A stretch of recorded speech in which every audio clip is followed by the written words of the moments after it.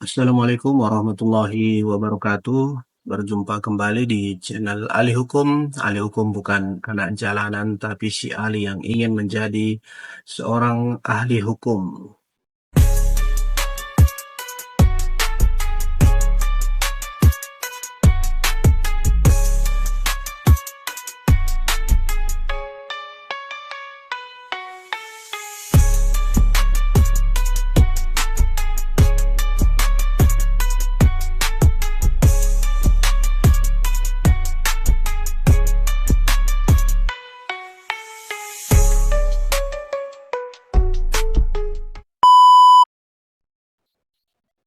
Melanjutkan video sebelumnya terkait dengan legal drafting. Di video ketiga ini kita akan membahas terkait dengan sistematika naskah akademik. Kalau di video sebelumnya kita sudah melihat atau membahas terkait dengan pengertian, kemudian dasar hukum penyusunan suatu naskah akademik, maka di video ketiga ini kita akan melihat bagaimana sebenarnya sistematika suatu naskah akademik. Tadi di video sebelumnya kita sudah membahas bahwasanya naskah akademik itu adalah naskah hasil penelitian atau pengkajian hukum dan hasil penelitian lainnya. Jadi hasil penelitian ini kemudian dituangkan ke dalam naskah akademik yang sistematikanya itu sudah diatur di dalam lampiran 1 Undang-Undang Nomor 12 Tahun 2011 tentang pembentukan peraturan perundang-undangan. Jadi sudah diatur sedemikian rupa bagaimana sistematika suatu naskah akademik. Jadi secara garis besar, sistematika naskah akademik itu terdiri dari 6 bab. Ya. Terdiri dari 6 bab. Yang pertama itu adalah bab pendahuluan. Jadi bab 1 itu adalah pendahuluan. Kemudian bab kedua itu adalah kajian teoritis dan praktek empiris. Itu bab 2. Bab ketiga adalah evaluasi dan analisis peraturan perundang-undangan terkait. Kemudian bab keempat itu adalah landasan filosofis, sosiologis, dan yuridis. Sedangkan bab 5 mengatur atau menjabarkan tentang jangkauan, arah pengaturan, dan materi muatan. Kemudian bab ke-6 itu adalah penutup. Jadi itu secara garis besar ada 6 bab. Tapi kemudian suatu naskah penelitian itu tentu sebelum ada bab pertama itu dia ada judul, kemudian kata pengantar, dan daftar isi sebelum bab 1 pendahuluan. Kemudian setelah bab penutup, lazimnya suatu naskah penelitian ada daftar pustaka. Kemudian ada juga lampiran. Jadi lampiran suatu naskah akademik itu adalah rancangan peraturan perundang-undangan. Nah, itu jadi isi dari bab 5, materi muatan itu kemudian dituangkan menjadi suatu rancangan peraturan perundang-undangan, dan itu menjadi lampiran dari suatu naskah akademik. Jadi itu merupakan bagian-bagian dari suatu naskah akademik atau sistematika naskah akademik. Kemudian akan kita lihat apa saja isi-isi dari masing-masing bab seperti itu. Kita lihat pertama itu bab 1 pendahuluan. Jadi bab 1 pendahuluan ini dia terdiri dari beberapa subbagian atau beberapa subbab gitu ya. Yang pertama itu adalah latar belakang. Jadi di latar belakang ini dia memuat pemikiran dan alasan-alasan perlunya penyusunan naskah akademik sebagai acuan pembentukan rancangan undang-undang atau rancangan peraturan daerah tertentu. Latar belakang menjelaskan mengapa pembentukan rancangan undang-undang atau rancangan peraturan daerah suatu peraturan perundang-undangan memerlukan suatu kajian yang mendalam dan komprehensif mengenai teori atau pemikiran ilmiah yang berkaitan dengan materi muatan rancangan undang-undang atau rancangan peraturan daerah yang akan dibentuk.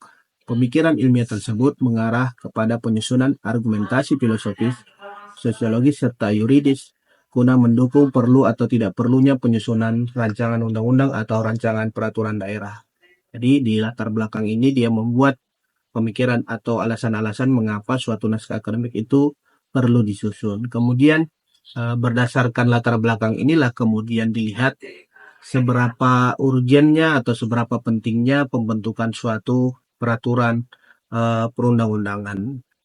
Kemudian subbab yang kedua di bagian pendahuluan ini adalah identifikasi masalah. Jadi kalau identifikasi masalah ini dia sudah template gitu ya, sudah diatur di dalam lampiran 1 Undang-Undang 12 tahun 2011.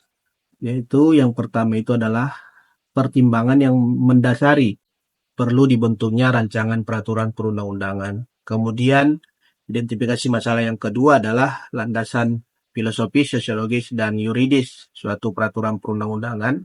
Kemudian yang ketiga adalah sasaran yang akan diwujudkan, ruang lingkup pengaturan, jangkauan dan arah pengaturan rancangan peraturan perundang-undangan. Jadi ini identifikasi masalahnya sudah template dan itu menjadi identifikasi masalah semua semua naskah akademik. Kemudian subbab yang ketiga di bab pendahuluan ini adalah tujuan dan kegunaan. Jadi kalau tujuan dan kegunaan ini tentunya ya untuk menjawab identifikasi masalah tadi gitu ya. Sama dengan misalnya ketika menulis karya ilmiah, misalnya skripsi atau tesis, itu tujuan dan kegunaan yaitu menjawab dari identifikasi masalah. Jadi ya, tujuan dan kegunaan itu tergantung identifikasi masalah. Yang pertama itu adalah merumuskan pertimbangan yang mendasari perlu dibentuknya rancangan peraturan perundang-undangan. Kemudian yang kedua adalah merumuskan landasan filosofis dan sosiologis dan landasan filosofis, sosiologis, dan yuridis pembentukan rancangan peraturan perundang-undangan. Dan yang ketiga itu merumuskan sasaran yang diwujudkan, kemudian ruang lingkup pengaturan dan jangkauan dan arah pengaturan. Seperti itu. Kemudian di subbab yang keempat atau yang terakhir di bab pendahuluan ini adalah metode.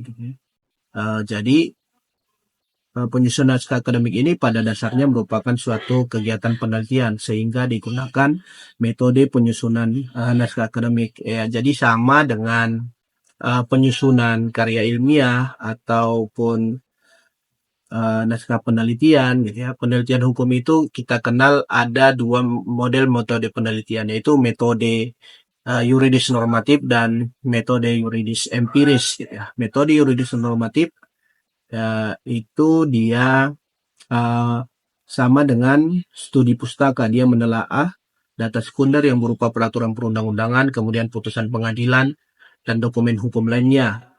Sedangkan yuridis empiris itu dia penelitian yang diawali dengan penelitian normatif atau penelaahan terhadap peraturan perundang-undangan dengan observasi yang mendalam serta penyebarluasan kuesioner untuk mendapatkan data faktor non-hukum yang terkait dan yang berpengaruh terhadap peraturan perundang-undangan yang diteliti. Jadi di dalam metode ini kita tinggal memilih apakah akan menggunakan metode penelitian yuridis normatif atau menggunakan metode yuridis empiris ya, seperti itu. Itu merupakan isi dari bab 1 pendahuluan. Terdiri dari tadi latar belakang, kemudian identifikasi masalah, kemudian tujuan dan kegunaan, dan kemudian metode. Kemudian bab kedua yaitu kajian teoritis dan praktek empiris. Jadi bab ini dia memuat uraian mengenai materi yang bersifat teoritis, asas, praktek, dan perkembangan pemikiran serta implikasi sosial, kemudian urgensi atau dampak ekonomi atau keuangan dari pengaturan dalam suatu undang-undang atau peraturan daerah. Dan kemudian di dalam bab ini terdiri dari 4 subbab gitu ya. Kemudian yang pertama itu adalah kajian teoritis. Jadi kajian teoritis ini dimuat teori-teori yang terkait dengan rancangan peraturan perundang-undangan yang akan disusun gitu ya. Misalnya ketika kita menyusun misalnya peraturan daerah tentang pengelolaan sampah gitu. Jadi kita masukkan atau kita muat itu teori-teori yang terkait dengan pengelolaan sampah. Kalau kita membuat rancangan peraturan misalnya tentang ketertiban umum, kita masukkan teori-teori atau kajian teoritis yang terkait dengan ketertiban umum. Seperti ini tergantung dari yang menyusun gitu ya, teori-teori apa yang akan dimasukkan. Kemudian yang kedua itu adalah kajian terhadap asas atau prinsip yang terkait dengan penyusunan norma gitu. Ini kita lihat asas yang berlaku gitu ya. Biasanya ini terkait dengan asas ini akan dilihat yaitu asas-asas pembentukan peraturan perundang-undangan dan asas-asas yang terkait dengan eh, materi muatan yang akan disusun gitu ya. Misalnya kalau ada terkait dengan asas hukum pidana, kita masukkan asas-asas yang ada terkait dengan hukum pidana, misalnya asas legalitas dan sebagainya. Kalau misalnya terkait dengan hukum perdata, bisa kita masukkan asas-asas atau prinsip yang terkait dengan hukum kontrak gitu ya. Jadi kita uh, kaji asas-asas yang berlaku gitu ya, yang sesuai dengan rancangan peraturan perundang-undangan yang akan disusun. Kemudian yang ketiga atau bab yang ketiga di bab kedua ini adalah kajian terhadap praktik penyelenggaraan, kondisi yang ada, serta permasalahan yang dihadapi masyarakat. Jadi di sini dituang bagaimana praktik penyelenggaraan selama ini. Apakah selama ini peraturan perundang-undangan yang ada apakah sudah sesuai ataukah belum gitu ya. Kalau tidak sesuai, jadi kita akan melihat permasalahan yang ada di masyarakat sehingga diperlukan suatu rancangan undang-undang atau rancangan peraturan daerah untuk menggantikan peraturan perundang-undangan yang lama seperti ini. Jadi itu dituangkan di dalam kajian terhadap praktik penyelenggaraan, kondisi yang ada serta permasalahan yang dihadapi masyarakat. Kemudian di subbab yang keempat yaitu kajian terhadap implikasi penerapan sistem baru akan diatur dalam undang-undang atau peraturan daerah terhadap aspek kehidupan masyarakat dan dampaknya terhadap aspek beban keuangan negara. Kajian terhadap implikasi penerapan sistem baru dilakukan dengan menganalisis dampak dari suatu norma dalam undang-undang atau peraturan daerah untuk memperkirakan biaya yang harus dikeluarkan dan manfaat yang diperoleh dari penerapan suatu undang-undang atau peraturan daerah. Jadi di dalam kajian ini sudah diberikan beberapa model analisa gitu ya. Yang pertama itu adalah metode Regulatory Impact Analysis atau RIA gitu ya, atau juga bisa juga menggunakan metode ROCP gitu ya, Role, Opportunity, Capacity, Communication, Interest, Process, and Ideology gitu ya. Jadi ini ada dua metode analisis penerapan sistem baru yang akan diatur dalam undang-undang atau peraturan daerah, bisa menggunakan metode RIA ataupun menggunakan metode ROCP. Jadi di dalam subbab ini dijelaskan apa-apa saja nanti implikasi apabila suatu undang-undang atau peraturan daerah ini akan diterapkan. Terutama yang dinilai itu adalah aspek beban keuangan negara atau keuangan daerah gitu ya. Berapa biaya yang akan diperlukan dan apa manfaat yang akan diperoleh. Gitu. Itu isi dari bab kedua, kajian teoritis dan praktek empiris. Kemudian bab yang ketiga adalah evaluasi dan analisis peraturan perundang-undangan terkait, di mana bab ini memuat hasil kajian terhadap peraturan perundang-undangan terkait yang memuat kondisi hukum yang ada, keterkaitan undang-undang dan peraturan daerah baru dengan peraturan perundang-undangan yang lain, harmonisasi secara vertikal dan horizontal, serta status dari peraturan perundang-undangan yang ada, termasuk peraturan perundang-undangan yang dicabut dan dinyatakan tidak berlaku, serta peraturan perundang-undangan yang masih tetap berlaku karena tidak bertentangan dengan undang-undang atau peraturan daerah yang baru. Jadi, di dalam bab 3 ini dianalisa atau dievaluasi peraturan perundang-undangan yang terkait dengan rancangan peraturan yang akan disusun. Seperti itu. Jadi kita lihat apakah nanti baik secara vertikal maupun secara horizontal. Ini gunanya untuk melihat apakah rancangan undang-undang atau rancangan peraturan daerah yang akan disusun ini supaya harmonis gitu ya, tidak bertentangan satu dengan yang lainnya, baik secara vertikal maupun secara horizontal. Jadi ini banyak sedikitnya isi dari bab 3 ini ya tergantung dari banyak sedikitnya juga peraturan perundang-undang terkait yang kita temukan atau yang kita inventarisasi gitu ya. Kemudian bab keempat adalah landasan filosofis, sosiologis, dan yuridis. Di bab keempat ini, ya sesuai dengan judulnya, landasan filosofis, sosiologis, dan yuridis, ya terdiri dari 3 subbagian gitu ya. Yang pertama itu adalah eh, menjabarkan landasan filosofis. Landasan filosofis merupakan pertimbangan atau alasan yang menggambarkan bahwa peraturan yang dibentuk mempertimbangkan pandangan hidup, kesadaran, kesadaran dan cita hukum yang meliputi suasana kebatinan serta falsafah bangsa Indonesia yang bersumber dari Pancasila dan pembukaan Undang-Undang Dasar. Jadi, landasan filosofis itu bersumber dari Pancasila dan Undang-Undang Dasar Negara Republik Indonesia tahun 1945.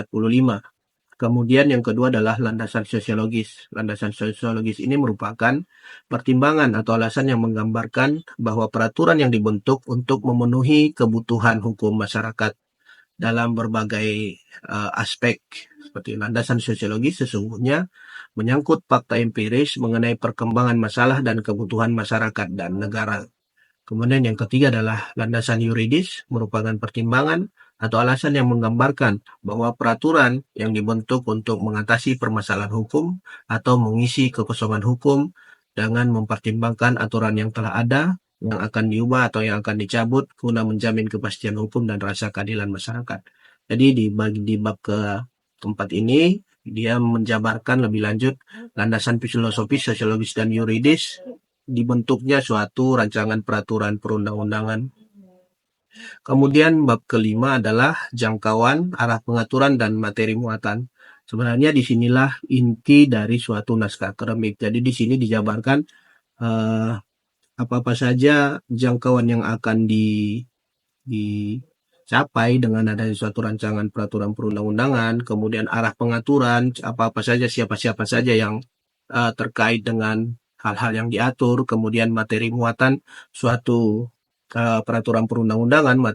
Materi muatan ini terdiri dari mulai dari ketentuan umum yang memuat pengertian dan istilah atau frasa, kemudian materi yang akan diatur, kemudian apakah rancangan peraturan perundang-undangan ini ada ketentuan sanksi seperti itu ya. Kemudian apakah ada ketentuan peralihan, itu diatur semuanya di dalam bab 5 yang terkait dengan jangkauan, arah pengaturan, dan materi muatan peraturan perundang-undangan.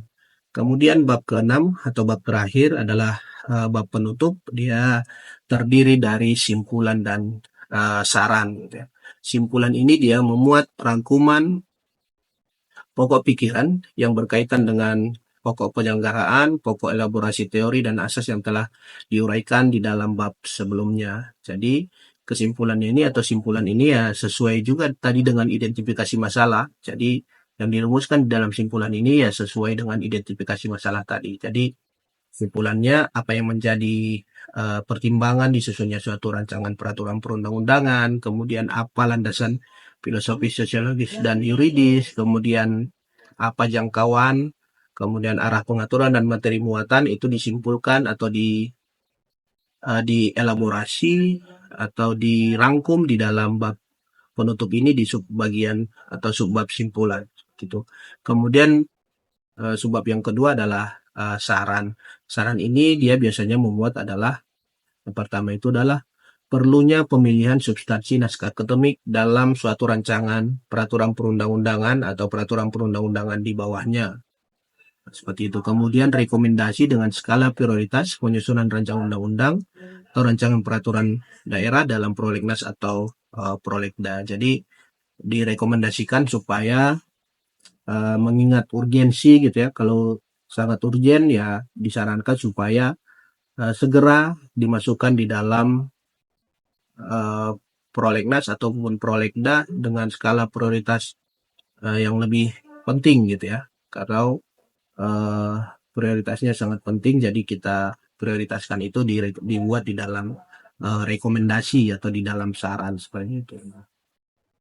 Jadi itu saja pembahasan kita terkait dengan sistematika naskah akademik, dan di pertemuan atau di video selanjutnya kita akan membahas terkait dengan metode analisis yang digunakan dalam suatu naskah akademik. Tadi sudah kita sampaikan juga bahwasanya di dalam bab kedua itu ada kajian terhadap implikasi penerapan sistem baru yang akan diatur. Itu dia menggunakan metode RIA ataupun menggunakan metode Rocipi. Jadi metode-metode ini yang akan kita bahas di video selanjutnya.